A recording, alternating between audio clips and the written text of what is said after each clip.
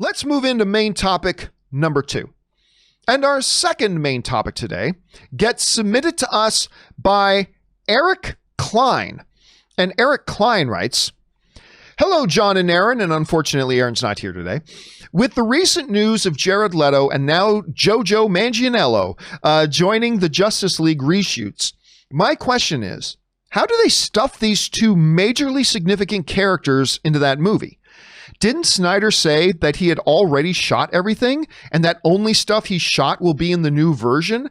I'm looking forward to it. I'm just a bit confused. Thanks." All right. Thanks a lot for sending in the question, man. And yeah, of course, we heard about a week or so ago, Jared Leto was going to be in the new Justice League movie. People like me, one of the rare weirdos in the world who actually really like Jared Leto's Joker, I was thrilled to hear about that. And then a few days ago, they came out and said Joe Manganiello, who in the theatrical version just shows up in the post-credit scene, he's also going in and coming back for new shooting as Deathstroke. And I love Joe Manganiello. I love Deathstroke. So that sounds really intriguing and like good news as well. But it does, as you say, raise a couple of interesting questions. Interesting question number 1. How do you cram two majorly significant characters like Joker and Deathstroke into a movie where they didn't have anything in Zack Snyder's original shooting? Because yes, you're right. Zack Snyder said he'd shot everything. Everything shot. That's been the whole premise for the past couple of years, is that Zack Snyder had shot everything. All that needed, well, tons of people insisted the movie was absolutely completely finished, which I told everybody it wasn't. But one of the things we did think was finished was that it was just all shot. All that needed to be done was a little bit of post-production. Now, I defend this because any filmmaker, you guys have heard me say this before, any filmmaker who makes a big blockbuster tentpole kind of film, when they're done shooting, every filmmaker gets an opportunity to go back and do some reshoots, right? So when they make a new Star Wars movie, there's always reshoots scheduled. Whenever they make an MCU movie, there's always reshoots scheduled. Whenever they make a James Bond movie, there's always scheduled time set aside and budgeted for reshoots. And whenever they do a DC movie, there's always a scheduled time and budgetary considerations put in for reshoots. Why should Zack Snyder not be given that same luxury? Why should Zack Snyder not be given that same benefit? So yes, he had said he'd shot everything, but if everything had gone according to plan before, he would have shot everything, and then sometime later, he would have been given an opportunity to do some reshoots, where he could have changed a couple things up, maybe added 1 or 2 things in a little bit later, right? Every filmmaker who does a tentpole gets that opportunity. So it really shouldn't surprise us too awful much that Jared Leto is going to be making his first appearance, but also that we've got Joe Manganiello going to be shooting new stuff. Now, the only thing that makes this a little bit surprising, admittedly, is the fact that when HBO Max announced that they were going to do this new version of Justice League, they initially said there's not going to be any reshooting, right? They initially said that. They said, we're going to have some people come in and do some audio pickups, but that's it. Well, that's changed. And that's fine. The question, though, that you're asking is, how do they jam and cram these characters into this movie, right? I mean, this is already a pretty full movie. We're talking characters like Superman, Batman, Cyborg, Flash, Aquaman, Wonder Woman. You know, you've got Steppenwolf, you've got Darkseid. We're going to see a little bit more Darkseid in this one than we did. Well, we didn't see any of them in the theatrical, so we're going to get a glimpse of Darkseid. Not very much, mind you, but we're at least going to get a glimpse of them. Now you're adding Deathstroke and Joker. How are you going to squeeze these in? I don't know, and really nobody knows for sure how they're going to do this, but I think there's a couple things to keep in mind. Number one, just because Joker is now going to be in it, and we're going to get a little bit more, or at least something different with Deathstroke, that doesn't mean they're going to be in it much. As a matter of fact, from everything I'm hearing, it's going to be less than a week on set, so it really doesn't sound like they're going to be in it much.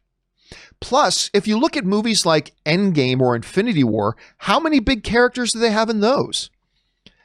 I mean, you're talking Iron Man, Captain America, Scarlet Witch, Vision, Black Widow, Black Panther. You're talking about like just the Guardians themselves. So you're talking about Gamora and Star-Lord and Drax and Groot and Rocket and then Spider-Man and Doctor Strange and on and on and on, right? You squeeze in a lot of characters there.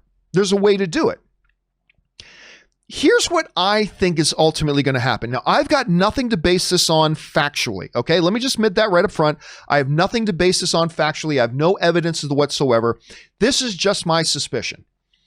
When I understand how little Leto and Manganiello are even going to be on set, here's what I'm guessing. And again, it's just a guess, so don't hold me to this. My guess is this. I suspect that even though I don't believe Zack Snyder shot that post-credit scene with Lex and Deathstroke, while I don't believe Zack Snyder shot that, I wouldn't be surprised at all if he wanted some kind of post-credit button like that. And if he kind of reshoots a reimagined version of that, but instead of just Lex welcoming Deathstroke, what if it's like a yacht in the middle of this incredible body of water, gorgeous views and scenery? Maybe it's in an office in a tower. Who knows? But instead of it just being Lex in the post-credit scene, and then Deathstroke comes walking on the boat, what if they reshoot something like that? And let's, for argument's sake, say it's on a boat, but it could be anywhere. It could be on a plane, could be in a building, could be in the jungle, doesn't matter. For argument's sake, let's just stick with the boat for now. There's Lex sitting there. Deathstroke walks on, and then a door opens from one of the cabins back there on the boat coming out onto the deck, and out comes walking Joker with a couple of his guys. How cool would that be? And then just throwing it out there, what if Yaya then comes out of the water as well in his black manta outfit? Again, I have no evidence of this. I have no proof of this. But again, imagine something like that final scene in Justice League. And you got Deathstroke come out, and then surprising out comes Joker, and then surprising comes Black Manta, and then who knows, maybe Cheetah? I mean, I don't know. That stuff all came later, so I'm now getting ahead of myself. But my guess is that it's going to be something small, impactful, but small. So that's my guess. Like if it's stuff that Zach never shot in the first place, and now he's just coming up with some new ideas to punch in with some reshoots, I have a feeling it's going to be something small, and maybe it could be something like that. Maybe. I'm just guessing. But maybe it could be something completely different. So, number one, I don't think there's any reason to panic about squeezing in too many characters. Infinity War, a couple of the X-Men movies had a lot more characters and they were fine. Number two, it seems like it's going to be fairly small because they don't have a lot of time to shoot this stuff, and it doesn't seem to fit in with what they originally did with that, so it could be something completely different, but it looks like it's going to be something small. So I think it's completely inconsequential. I don't think it's anything to worry about.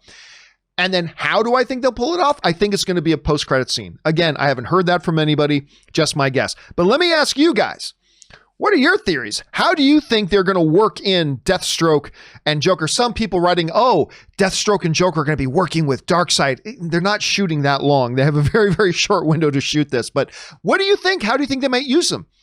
Maybe it's going to be a flashback in Batman on how he lost that Robin. Maybe Deathstroke's going to have his own flashback connection with another one of the characters. Or maybe they're going to be together like I'm kind of guessing in a post-credit scene. What do you guys think is going to happen? Jump down into the comments section below and let me know your thoughts.